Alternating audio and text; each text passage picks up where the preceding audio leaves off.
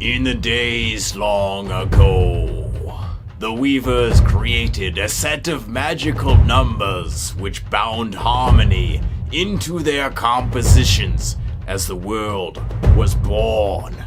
60, 30, 10.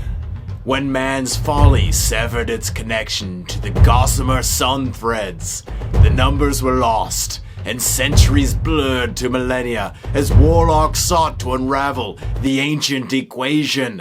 60, 30, 10. Greetings, chromatic warriors.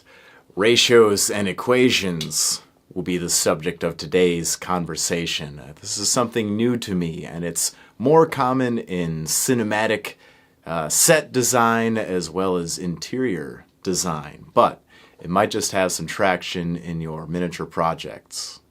60% sets the main color, 30% of the space enhances the main tone in some way, and 10% is the accent to draw attention and add some of that zazz or pop. Loosely. This came up in a conversation during an art jam with a friend, and I realized this was already something many of us are doing. When I'm creating a color scheme, it starts with the main color, is broken up with a somewhat of a neutral color, and then is given that old dash of zazz. On this Necron project, that was done accidentally, but that's art theory for you. Gaining a term makes it more wieldable, just like in mental health.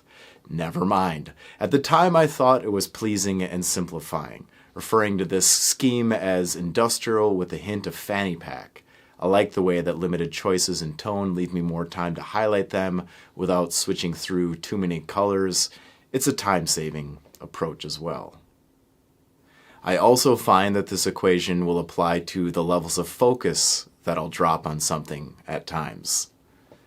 Going 60% hard on one surface and phoning it in or relying on cinematic effects for other objects, the Dark Oath Savagers had an emphasis put into the skin as I wanted it to be the main feature.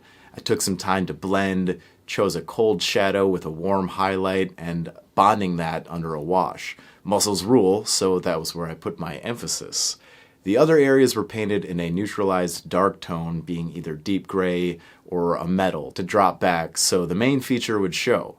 And you don't really notice this because it's doing what it's supposed to do. Nothing.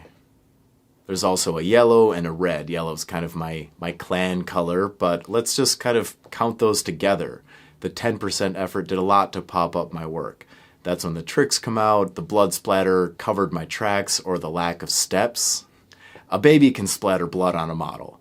Not much of a skill requirement, but the small variety of material adds to the larger picture. Hey, look at these bugs. My Tyranid army is dark overall, but still falls into this simplified view. Digestive fluid as an overall basing color, no matter what the material underneath, creates a simplified 30%. Their chitinous beetle black tone being the main feature, all brought together with airbrushing, a wash, blending, and some edge highlights. But in the case of the 10%, it's the defining features. Each bug is worked up in the same way and then made individual by that smaller touch. It could be red talons, luminous brain sacs, other kinds of sacs. You see though, it varies, but there's something to these measured amounts and the aesthetic simplicity of threes. Oh, hi there. 3 colors are great and all, but what about only 2 colors? Follow the links down below if you'd like to support me by either wearing my stuff or subscribing to my stuff. Hit the like and subscribe, pretty please. Goodbye. On display level models, this applies as well. In the same way I approach groups of models or scenery, I choose a main color and then all choices are made to complement that. It's not always so plain to see, and it's not always precise, more like a 60, 30, 5, 5. There's a lot of variance in the surfaces, but there's still a simplified expression coming through, and those expressions can be based on color psychology, choosing to mix conflicting colors like an exciting red with a stoic blue, usually a color associated with a placid calmness, versus the anger or high sales pressure situation of reds. Look into the rainbow. Every color has a feeling.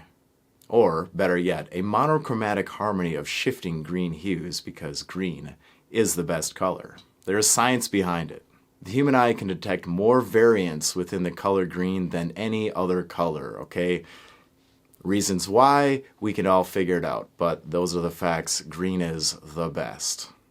Anyways, nesting a cold object inside of a warm light setting, evil invades tranquility as Eden sinks to grief. I think that an intentional play on color psychology and proportion created more impact. We'll see if that rings true when Apocalypse is entered in the Path of the Worthy at Adepticon. He's still a champion in my book, whether he qualifies or not. It's always nice to add a little trophy-based reinforcement to your theories, but again, ask your heart. Find the winner in your heart. It's about controlling emphasis, and it is not the rule of law. Our mission here, as always, is to make informed decisions, to take in that information and walk better forward. After knowing this, seeing that I've already been replicating it, maybe you can see that you've done it in your own work, or you can place this on top of things that you see and appreciate. All tools of balancing. I will go forth and I will do better. I hope that you found this video inspiring as well as motivational. Won't you check and see how this applies to your own work? Alright, let me know in the comments down below. See you again, my friend. Remain unchained.